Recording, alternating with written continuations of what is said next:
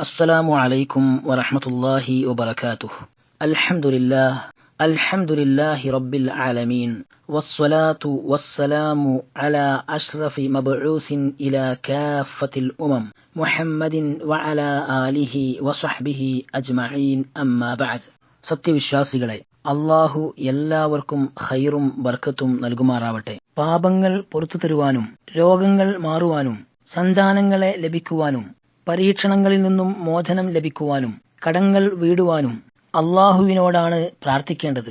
പ്രാർത്ഥിക്കുന്നവന്റെ പ്രാർത്ഥനയ്ക്ക് ഉത്തരം നൽകുവാൻ കഴിവുള്ളവൻ അള്ളാഹു മാത്രമാണ്. എപ്പോഴും ഏത് സമയത്തും നമ്മോട് ഏറ്റവും അടുത്തുള്ളവൻ അള്ളാഹു മാത്രമാണ്.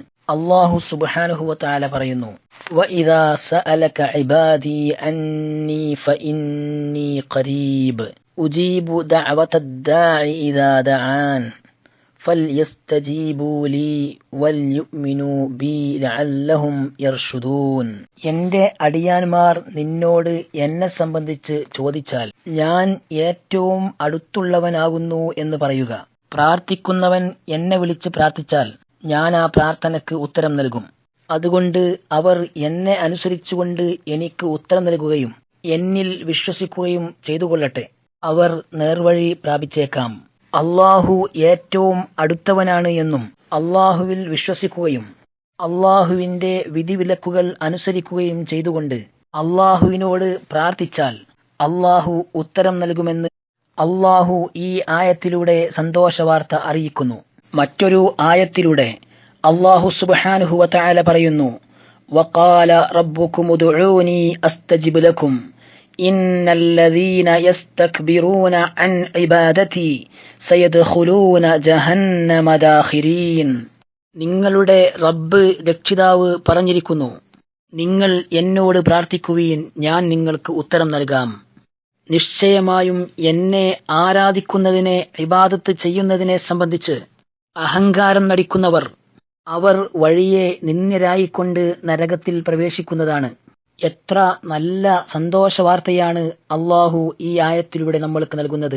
നിങ്ങൾ എന്നോട് പ്രാർത്ഥിക്കുവീൻ, ഞാൻ നിങ്ങൾക്ക് ഉത്തരം നൽകാം എന്ന് അള്ളാഹു സുബ്ഹാനഹു വ തആല നമ്മളോട് പറയുന്നു. വല്ലാത്തൊരു സന്തോഷവാർത്തയാണ് അത്. എന്നാൽ ഈ ദുആ ആകുന്ന പ്രാർത്ഥനയാകുന്ന ഇബാദത്ത് ആരാധന അള്ളാഹുവിനോട് നടത്താതെ അഹങ്കാരം കാണിക്കുന്ന ആളുകൾക്ക് അവർ നിന്ദ്യരായിക്കൊണ്ട് നരകത്തിൽ പ്രവേശിക്കേണ്ടി വരുമെന്ന ശക്തമായ താക്കീത് അള്ളാഹു ഈ ആയത്തിലൂടെ നൽകുന്നു. അല്ലാഹുവല്ലാത്ത അമ്പിയാക്കന്മാരെയും ഔലിയാക്കന്മാരെയും മറ്റുള്ള പലതിനെയും വിളിച്ചുകൊണ്ട് വിപത്തുകൾ നീങ്ങിക്കിട്ടുവാനും രോഗം മാറുവാനും പാപം പുറത്തു തരുവാനും കച്ചവടത്തിൽ ലാഭമുണ്ടാകുവാനും കടം നീങ്ങിക്കിട്ടുവാനും വേണ്ടി പ്രാർത്ഥിക്കുവാൻ വേണ്ടി ജനങ്ങളെ പ്രേരിപ്പിക്കുന്ന ആളുകളുടെ കാര്യം വളരെ ആശ്ചര്യകരമാണ്. അവർക്ക് അതിന് ഒരു രേഖയുമില്ല. അല്ലാഹുവല്ലാത്തവരെ വിളിച്ച് പ്രാർത്ഥിക്കുന്ന ആളുകൾ അങ്ങേയറ്റം വഴിപിഴച്ചവരാണ്. പരിശുദ്ധ ഖുർആൻ അത് നമ്മൾക്ക് വ്യക്തമാക്കി തരുന്നുണ്ട്. അല്ലാഹു സുബ്ഹാനഹു വ തആല പറയുന്നു, വമൻ അളല്ലു മിമ്മൻ യദ്ഉ മിൻ ദൂനില്ലാഹി മൻ ലാ യസ്തജീബു ലഹു ഇലാ യൗമിൽ ഖിയാമഹ് വഹും അൻ ദുആഇഹിം ഗാഫിലൂൻ. അള്ളാഹുവിന് പുറമെ തനിക്ക് ഖിയാമത്ത് നാൾ വരെ ഉത്തരം നൽകാത്തവരെ വിളിച്ചു പ്രാർത്ഥിക്കുന്നവനേക്കാൾ ഏറ്റവും വഴിപിഴച്ചവനായിട്ട് ആരാണുള്ളത്? അവരാവട്ടെ ഇവരുടെ പ്രാർത്ഥനയെ സംബന്ധിച്ച് അശ്രദ്ധരുമാണ്. അതുകൊണ്ട് ചെറിയതാവട്ടെ വലിയതാവട്ടെ ഏത് കാര്യങ്ങൾക്ക് വേണ്ടിയും അള്ളാഹുവിനോട് പ്രാർത്ഥിക്കുക. ചെറിയതും വലുതുമായ ഏത് വിപത്തിൽ നിന്നും രക്ഷ നേടുവാൻ വേണ്ടി അള്ളാഹുവിനോട് പ്രാർത്ഥിക്കുക. അള്ളാഹു നമ്മളോട് പറഞ്ഞത് അതാണ്. ഉദ്ഊനി അസ്തജിബ് ലക്കും. നിങ്ങൾ എന്നോട് പ്രാർത്ഥിക്കുകയും ഞാൻ നിങ്ങൾക്ക് ഉത്തരം നൽകാം. അള്ളാഹുവിന്റെ റസൂൽ സ്വല്ലല്ലാഹു അലൈഹി വസല്ലമയോട് അള്ളാഹു സുബ്ഹാനഹു വ തആല പ്രഖ്യാപിക്കുവാൻ പറഞ്ഞ ആ പ്രഖ്യാപനം നമ്മൾക്കും പ്രഖ്യാപിക്കാം. ഖുൽ ഇന്നമാ അദ്ഉ റബ്ബി വലാ ഉശ്രികു ബിഹി അഹദ.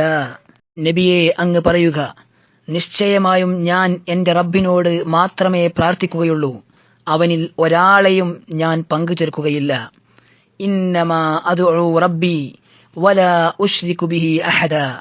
നിശ്ചയമായും ഞാൻ എന്റെ റബ്ബിനോട് മാത്രമേ പ്രാർത്ഥിക്കുകയുള്ളൂ, അവനിൽ ഒരാളെയും ഞാൻ പങ്കുചേർക്കുകയില്ല.